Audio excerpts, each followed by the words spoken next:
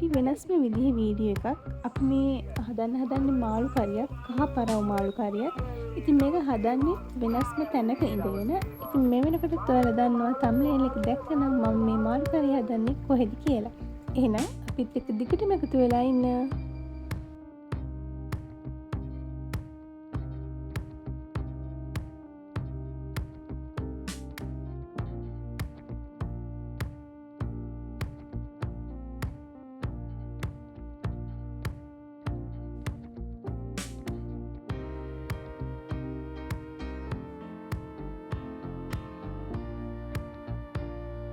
ඉතින් මේ තියෙන්නේ අපේ ගෙදර ගැරිජ් එක. අද අපි මේ මාළු කරිය හදන්නේ ගැරිජ් එකේ නිසා මම හස්බන්ඩ් යොදව ගත්තා මෙතන ලිපක් හදාගන්න. ඉතින් අපි බලමුකෝ එයා කොහොමද මේ ලිප හදන්නේ කියලා.